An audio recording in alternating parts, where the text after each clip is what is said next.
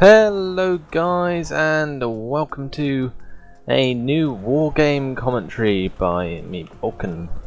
Today I am bringing you a 3v3, and although it's a pretty obvious victory, there are a few things that I would like to show throughout this particular match, and that's why I am showing it to you today. The idea that we had for the tactics wise was that Daniel and Henke, who are featured in the other videos as well, move up towards Echo and Delta and hold the middle ground basically. And in the meantime, I move up on the right and try and flank the enemy up towards their base. Now, throughout this game you'll see that actually it's quite a good idea to do that, but they do the opposite. So not only do they put two people middle, although one of them starts spamming arty, but that's a different matter altogether, but one goes full on left, and you'll see that throughout the entire game we have to modify our defense to counter what the enemy are doing, and that is why in particular I've chosen this one to show you. They actually deployed very quickly at the beginning of the game, so I didn't have much chance to get my setup built. So you can see that I actually rush it pretty quickly, and it turns out to be alright, but I would have preferred more time for that. But anyway, in the meantime you can see that Daniel's brought in 4 Abrams for the middle. There's some heavy armor, early heavy armor there. Henke's got a couple of MBTs. They are basically quite heavy tanks. They have reasonable front armor, but they lack side armor. But they also have autocannons and ATGMs. I think they're the only tank on the NATO side to have ATGMs. So actually no, the Sheridans do as well, but they've got a half decent one. And it's not great, but it'll do. Anyway, you can see that they've got a couple of Henke's got a couple of looks recon. And in the meantime, on my side, I got a couple of Abrams myself to cover this area. The reason I got Abrams and I'm going to put them here is because if you look at this defensive position, the only time that I'm going to have to worry is when they come over this ridge, because that's when I'm going to be able to see them. So if my Abrams are sitting in this bush, only a couple of them will be able to one-shot anything that comes over there. And unless it's an infantry rush, then I don't have to worry too much, and I'll be backed up by my 2 VABs with Chasseurs, and I've also got a recon there anyway, which is going to go to here to scout out the left side. Anyway, I've got a Max Vet Chaparral, which is my new favourite anti-aircraft, and I've got a few anti-pest M113s with Stinger troops in them to cover the right side of any attacks from helicopters. In the meantime, you can see that my 2 teammates have actually begun to set up in the middle quite effectively. They are staying together on the left side. In the meantime, Daniel's put a command truck in the left. Well, in Alpha. As I was saying earlier, I didn't have much time to deploy, so you can see that a lot of my reinforcements are coming in after the game's actually started. I don't really mind this too much because it allows us to build our strategy around what the enemy are doing rather than what we want to do in the first place. So it allows us to be more adaptive to what's going on in the game. Now, you don't actually see these guys coming around on the left here, but they do cause us a bit of trouble later on, but I'll get around to that when they actually start doing some damage. You can see that because of all this arty, we didn't know it was here. You can go to my view so you can see what's going on. Nobody's seen each other yet. I don't believe any of the enemy can really see us much yet. But they suffered from a lack of recon throughout the entire game, and it allowed me especially to take advantage of that.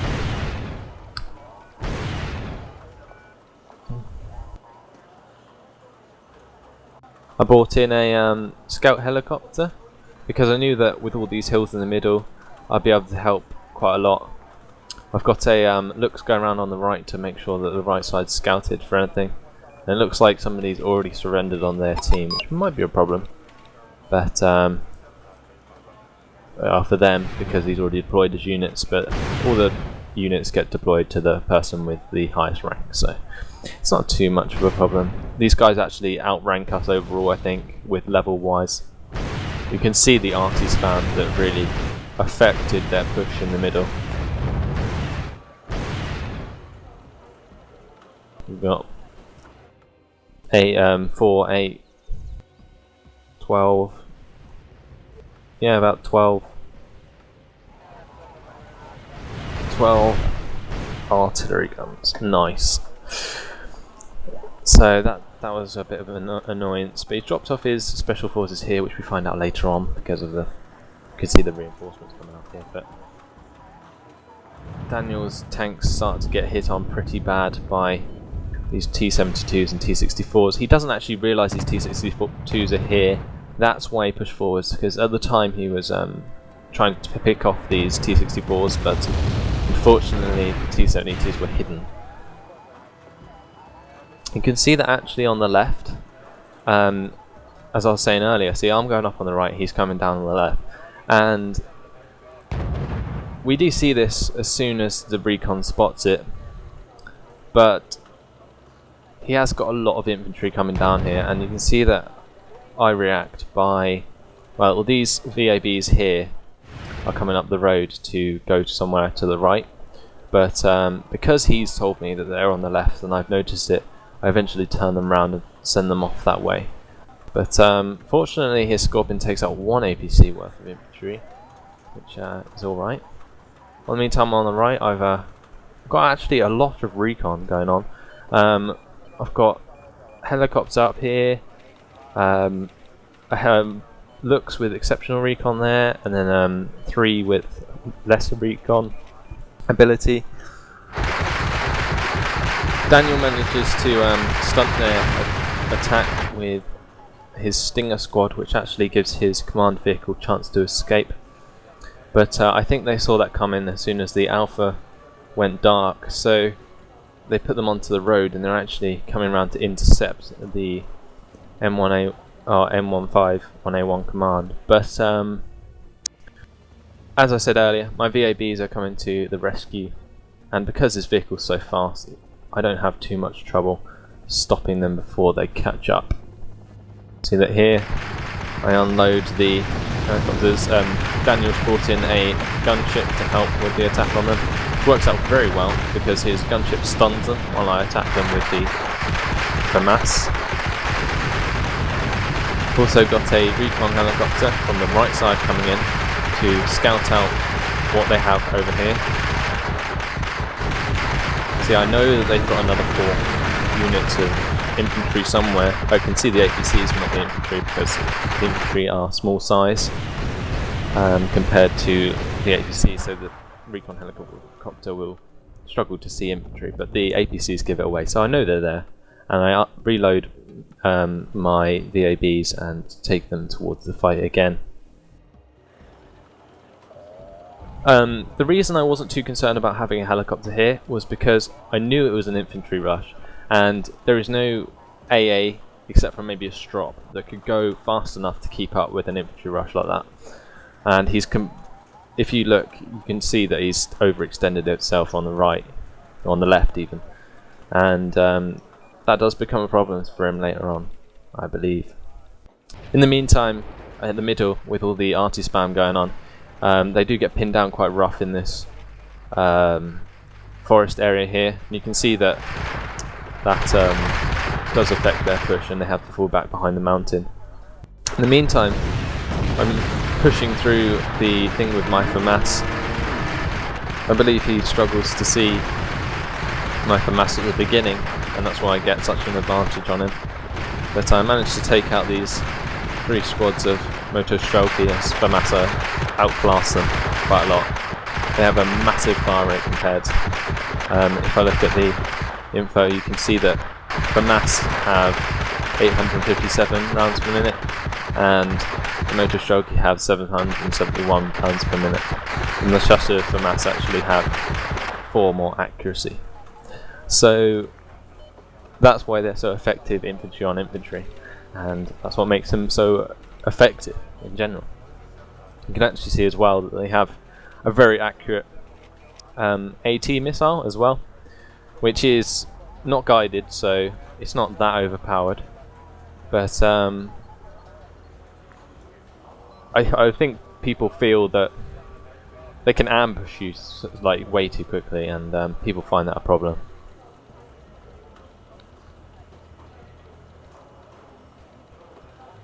Anyway, as you can see, I haven't really done much on the right side. Just starting to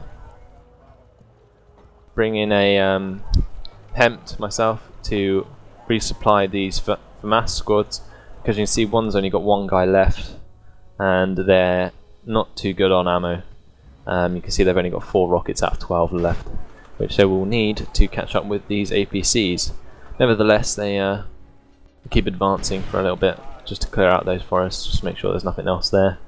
See, this arty spam's continuing in the middle, and it's actually a real big problem at this point for Henke, or Henke and Dan, but thankfully they didn't really bring in any command armor to take these 2 points, so it wasn't too much of a concern that we didn't have them ourselves, because as long as they don't have them, we don't. Or as long as we don't have them, they don't have them, and that's fine by us.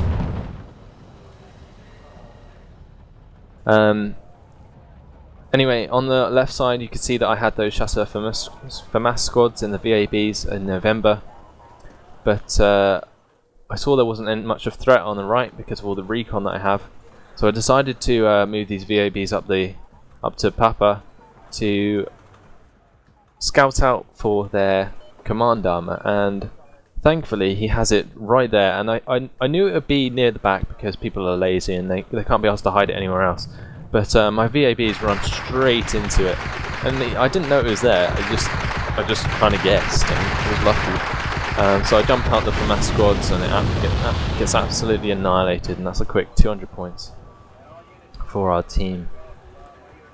And in the meantime, you can see that the Hempt's catching up with the 2 FAMAS squads on the left.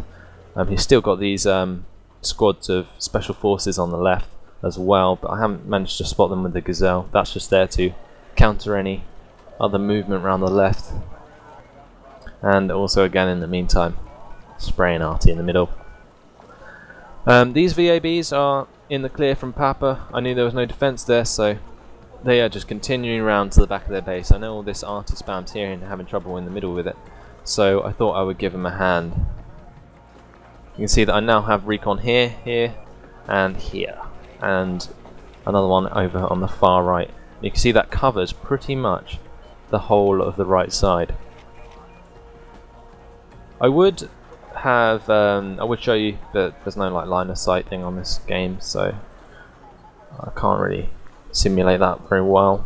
But here you go. Here's the problem that we found with these special forces squads. They didn't actually do themselves damage, but with my Gazelle over here, we managed to spot this havoc, and Daniel tries to ambush it with a couple of stingers, and it does kind of work. We managed to do a little bit of damage to it, just enough to make him run away, which is good enough for us. In the meantime, you can see that with him distracted, I decided to get the VABs right around the back. He's got nothing to see it unless he brings in reinforcements from India, but most of them are coming in at Bravo, so that doesn't matter too much.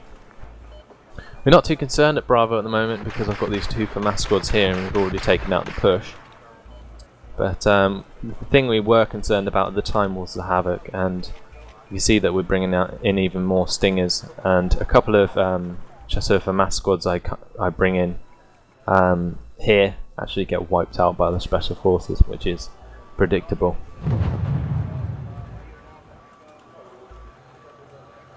Got another couple of VABs with Chasseurs coming in on the right side, and we tried to ambush this havoc again with another stinger, but it takes it out quickly.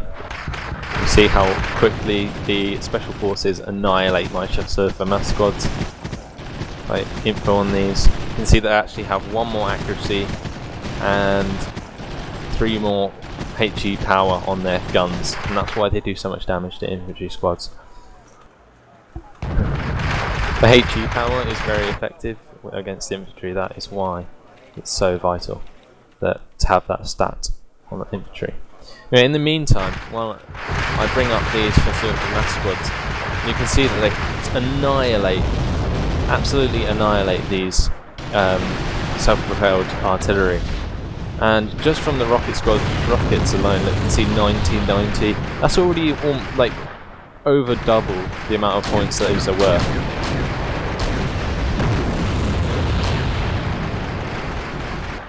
And as they spot them, they take them out straight away.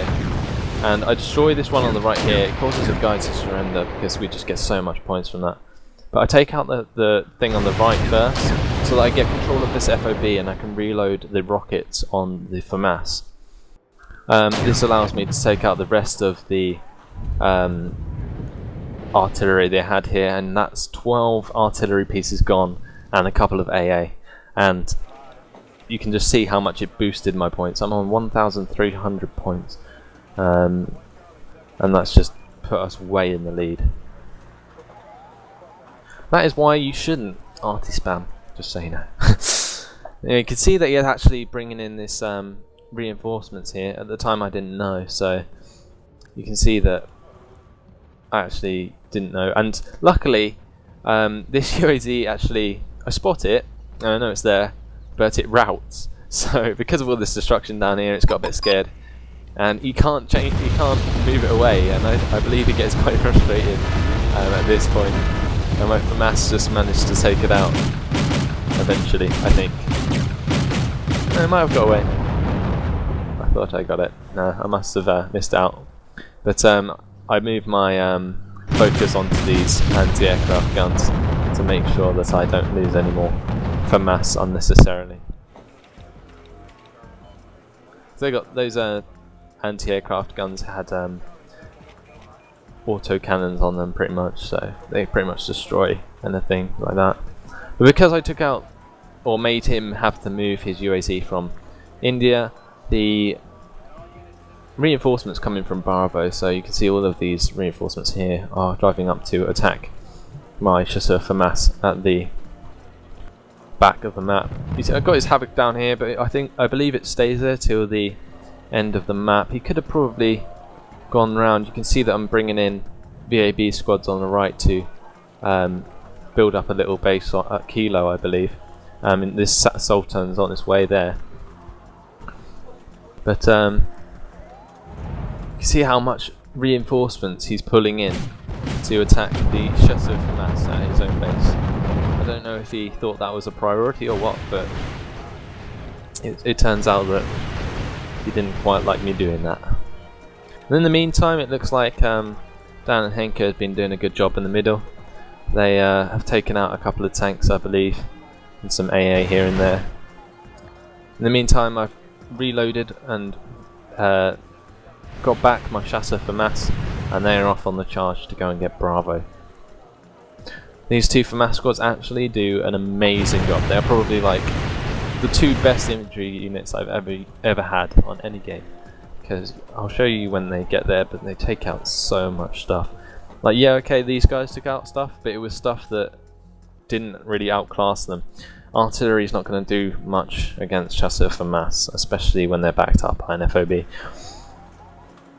Which quickly empties actually when all these guys arrive.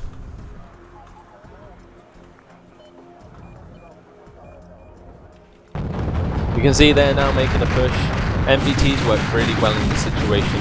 I believe they arty and use Cobras to attack the... pause it a sec.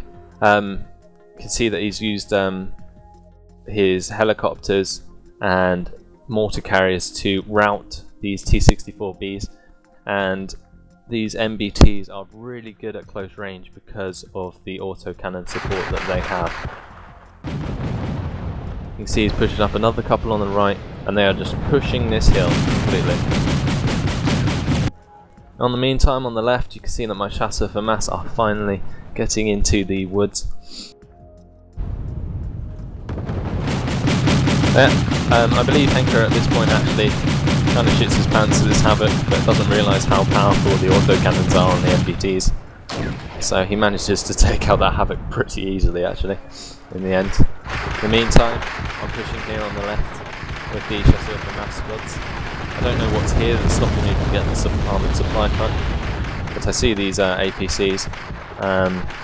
But I don't know what else is there, so I decided to destroy that anyway, just in case there's any infantry about, because I don't want a supply truck resupplying infantry while I'm attacking them. Anyway, you can see that the BTRs have arrived with their infantry, and my Chasseurs for mass are just sitting there taking a pounding from the FOB, well the FOB's right, giving them troops back. And they're taking out all of the BTRs with the rockets, and now having a skirmish with Moto Sharky. In the meantime, Dan and Henker are still pushing up the middle with the MBTs and M1 Abrams. We see just how many squads he brings in just to deal with a couple of FAMAS squads. Look at that. No wonder these guys don't live in the end. That the FOB quickly runs out. These FAMAS just get absolutely annihilated. But they've taken out 4 APCs and all of that arty and all of the anti-air that went with it. So they did a good job, and I wasn't too concerned about losing them at the end of the day. Anyway, after taking care of those 2 APCs and not knowing what else is in here, I'd rather leave it. And it turns out that he actually forgot that he had these troops here, and just let my FAMAS run straight through. He doesn't actually know they're there, I believe. Yeah, they're not there on his radar. All he can see at the moment is this stuff in the middle, and I believe that's what he's focusing on. Maybe, not sure. But anyway, he completely misses that. But in the meantime, his AA on the left side, the Strop with its autocannon, spots my FAMAS, and I don't believe my FAMAS get in range before one of these squads dies. I just about see it, and I know which one to take out first, but they're just running towards it to get in range to use the rocket launcher. You see, just before they manage to do so, one of the squads gets shot, unfortunately. But I was trying to get them to fire, but they wouldn't. But in the end, luckily I managed to get it. And by capturing this armoured supply truck, I once again resupplied these FAMAS. See, at the moment the situation is pretty dire with the enemy. I believe at this point they've pretty much given up. We are 2,726 points to 730 at the moment, if you look on the right side of the screen. But yeah, my FAMAS are moving towards this thing here. I am scouting out for the Bravo base at this point, and I managed to spot it over here, just about. And a good shot from my vetted Chasseurs for mass. Managed to take that out, no problem. That's another 200 points, so we're even closer now to the 3,000 goal, I believe it is, to end this game. See just how much map domination is going on now. I build up shit on the right to take care of this. I've got Chasseurs for mass covering this. I know that if any aircraft fly over the Sultan, they're going to get destroyed by FAMAS because of their fire rate, and therefore the light arms fire will probably take down most helicopters that would actually try and take them out. I further move a armoured vehicle further up with the support of the Stinger into Mike, just to get us a few more points in case they have anything to surprise us with. Knowing that I don't really want to lose points for this supply truck, I decided to move it back to our base.